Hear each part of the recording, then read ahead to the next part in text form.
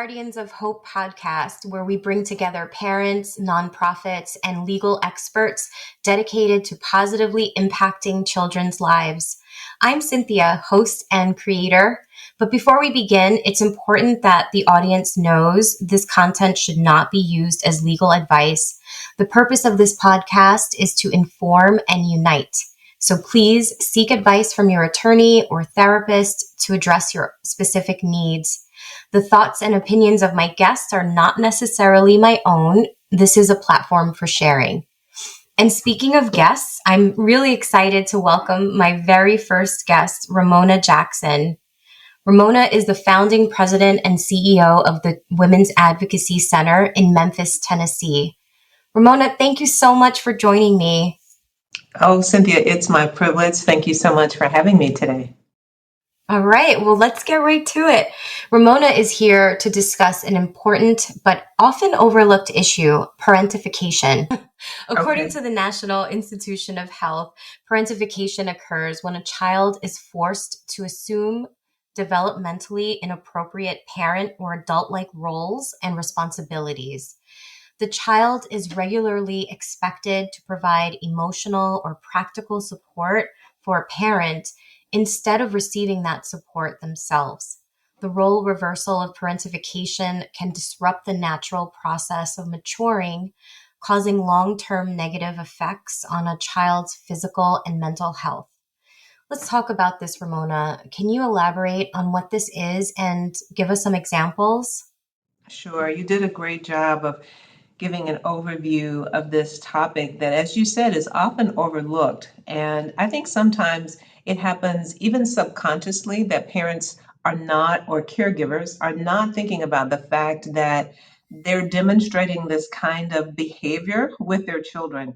And it happens when parents are really looking to their children for the emotional and practical support that they should be getting from other adults.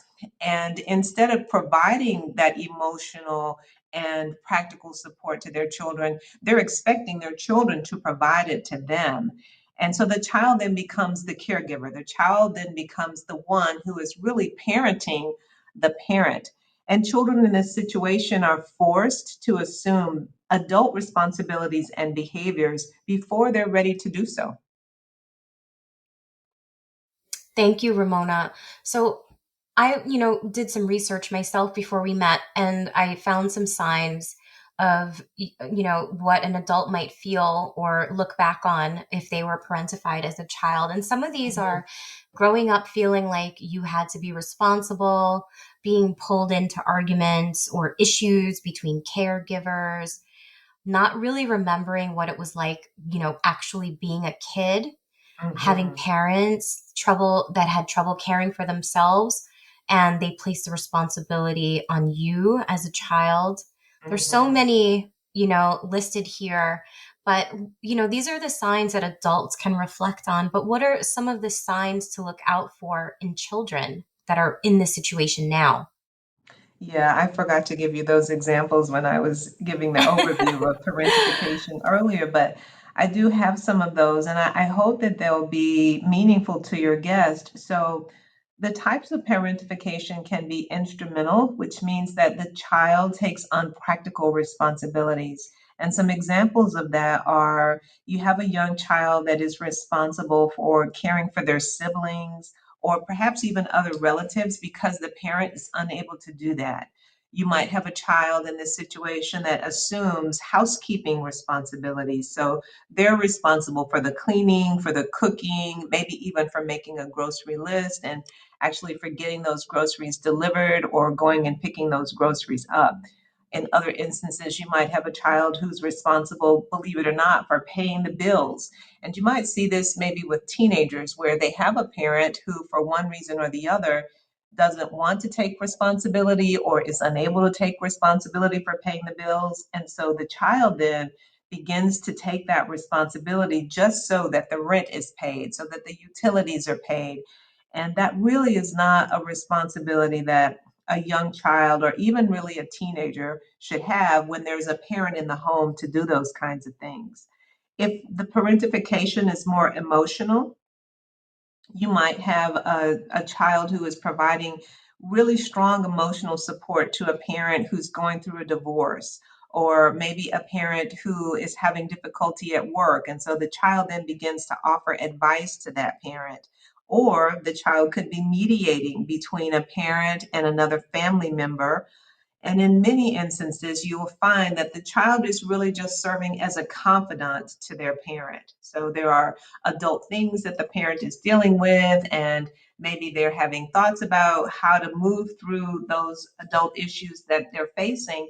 And rather than talking those things over with another adult or with a counselor or a therapist, they actually begin to use their child as the confidant. And any of these types of parentification can be damaging. I mean, there are long term consequences that adults experience because of what they endured as a child who lived through some of these circumstances. One quick question on top of that, you said these are long-term effects. I'm assuming that this trickles into adult relationships with peers, romantic partners, and even their own children. Do you have any insight on that?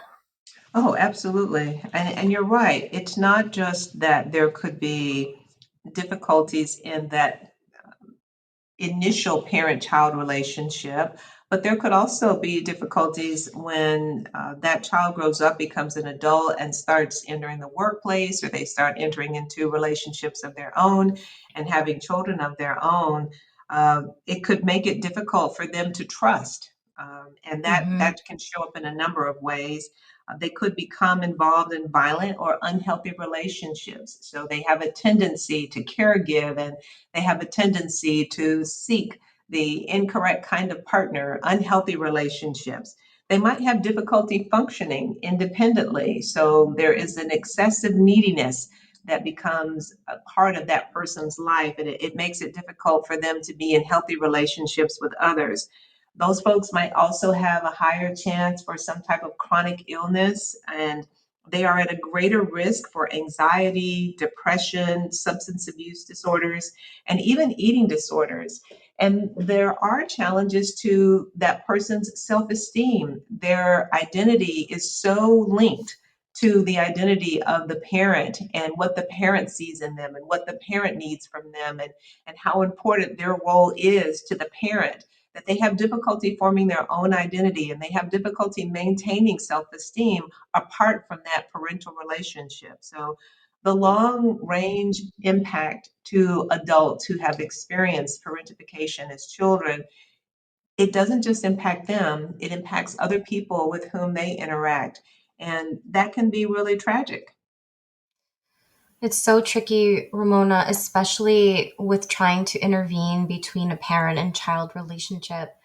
But Mhm. how can someone help if they see this happening to someone that they know? I thought about that a lot in my reading and research, and just in the work that we do at the Women's Advocacy Center. How do we help parents who might be demonstrating these behaviors and might be unaware that they're demonstrating the behaviors? And one of the ways that I think we've been able to kind of help parents navigate when they've been confronted with the fact that they are maybe demonstrating this behavior with their own child is to say, so this is a really heavy issue that it seems like you're dealing with, whether it's domestic abuse or divorce or some other really adult issue, and to ask the question, who do you talk to when you have someone that you really need to kind of vent to or you need to unload on? Who is that confidant for you? And just listen to what they say to that answer. If their answer is really an adult that they can point to as someone that they can confide in and spend time with, then that's positive. If they are struggling with that, and if they give any indication that, really, my kids and I, we just kind of we talk about it and we figure it out together. That's a flag that goes up to me that says, well, maybe they're using that child as a confidant. And if I observe that in their relationship with their children, that there is an abundance of that child having adult responsibilities, I would just gently say, it seems like your son or your daughter is really doing a lot of things in the family that could be responsibilities for another adult. Have they talked with you about how they feel about that? Or have you asked your child how they feel about that? And then just listen to the response. It's really tricky, as you said, to intervene when there's that parent child relationship. And again, I think part of it is because the parent may not be conscious of the fact that they are behaving in this way with their child, and they certainly may not think that it's harmful. I can remember times, even in my own childhood, there's a thought that, well, you're giving children these responsibilities and you're talking with them about adult things because you want them to grow up and you want them to be mature and you want them to be able to handle difficult situations. And all of that is true, but it needs to be age appropriate. If you have a 10-year-old boy who is being responsible for giving his mom advice about how to manage through a divorce, that's really not age appropriate. And that's not teaching that child how to handle difficult situations. It's actually teaching that child things that they shouldn't be learning at the age of 10. Exactly. It's such a delicate balance, right? You Yeah, touched up, absolutely. yeah, yeah. You touched upon this a bit about your organization, but I wanted to ask you in detail, how does your organization help? Well, the Women's Advocacy Center is, we are in Shelby County. We're in Memphis, right outside of Memphis, Tennessee. And our mission is to empower and support survivors of domestic abuse. And oftentimes, when people hear that mission, they immediately think of adults. They think of women who have experienced domestic abuse. And we do help women, but we also serve children who have experienced domestic abuse because they're survivors as well. And we want to intervene in a positive manner in those children's lives so that we put them on a path that leads to fewer risks for things like mental illness and substance abuse, or being victims of violence themselves, or even becoming abusers. And all of that is tied up in what's commonly known as ACEs, or adverse childhood experiences. And so we're very cognizant of how ACEs impact children and the impact that ACEs that children experience transform them and cause them to have difficulties in their adult lives. And so we try to offer recreational intervention to those children. We offer wraparound support services to the children and their moms. And that could include one on one coaching, it includes counseling, it includes educating the moms and the children on how to build healthy relationships.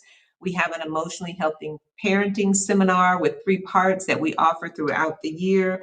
And then to do all of that, we raise funds through our fall gala that's coming up in a few weeks. It's called the Purple Party.